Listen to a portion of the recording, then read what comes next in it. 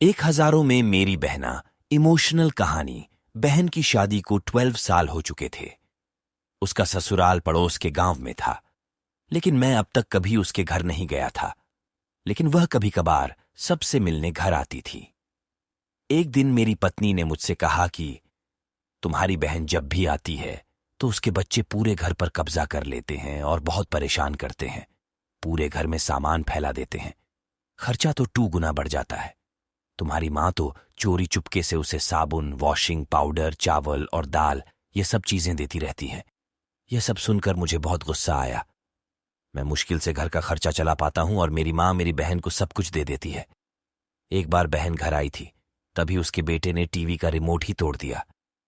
मुझे गुस्सा आ गया और मैंने अपनी माँ से कहा कि दीदी को ऐसे बार बार घर नहीं आना चाहिए। बस दिवाली पर ही आया करें और जो तुम झोला भर के सामान देती हो वह भी बंद कर दो। माँ ने कुछ नहीं कहा, पर बहन ने सब सुन लिया था, लेकिन वह भी कुछ नहीं बोली। 4 o'clock बज चुके थे। उसने अपने बेटे को तैयार किया और कहा, भाभी मुझे बस स्टॉप तक छोड़ दो। मैंने ऐसे ही झूठ मूठ दीदी को बोला। जा रही हो दीदी? कुछ दिन और रुक जाती, उसने मुस्कुराते हुए कहा। अरे नहीं, बच्चों की छुट्टियां खत्म हो रही है, हमें जाना चाहिए अब। एक दिन हम दोनों भाइयों के बीच जमीन का बंटवारा होने वाला था। तभी दीदी भी आई थी, लेकिन मैंने उनसे सीधे कह दिया कि मैं अपने हिस्से से कुछ नहीं दूंगा। माँ ने कहा कि बेटी का भी अधिकार होता है, लेकिन मैंने उसे चिल्लाकर कहा कि मैं उससे कुछ नहीं दूंगा। दीदी सामने बैठी थी, पर कुछ नहीं बोल रही थी। अलग होने के कुछ दिनों बाद मेरे बड़े बेटे को टीवी की बीमारी हो गई। मेरे पास उसके इलाज के लिए बिल्कुल पैसे नहीं थे। मैं बहुत तनाव में था। ऐसे ही एक दिन मेरी बहन घर आई और मेरे पास बैठ गई। उसने अपना हाथ मेरे सिर पर फेरा और कहा कि तुम तनाव में हो क्या? मैं तुम्हारी बड़ी बहन हूं। मैंने तुम्हें बचपन से पाला है, तुम्हें जानती हूं मैं, और तुम मुझसे भी ज्यादा बड़े दिखते हो। उसने अपने हाथों से सोने की चूड़ियां निकाली और मेरे हाथों में दे दी। उसने कहा, तुम पागल हो, तुम ऐसे ही टेंशन ले रहे हो। ये चूड़ियां लो और अपने बच्चे का इलाज करो। वह धीरे से बोली, चूड़ी के बारे में किसी को मत बताना, तुम्हें मेरी कसम है। उसने फिर से अपना हाथ मेरे सिर पर फेर दिया। उसने मुझे बहुत रुपए दिए, उसमें 50 और 100 के नोट थे। शायद उसने बचत करके जमा किए होंगे।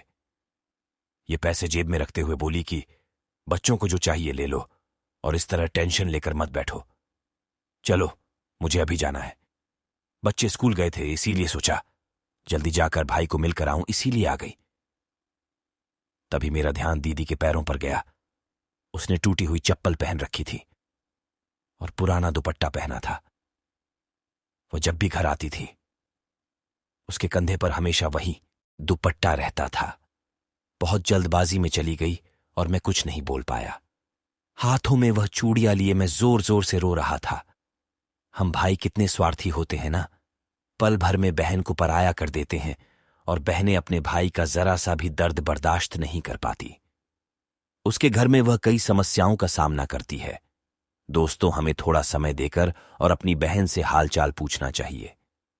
बस एक पल के लिए मुस्कुराएंगे, उतना काफी है। उन्हें हमसे और कुछ नहीं चाहिए होता है। ये सच है, किसी ने कहा है कि एक बहन दूसरी मां होती है।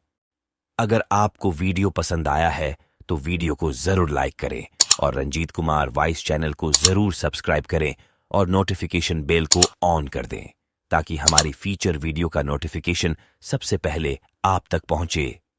धन्यवाद।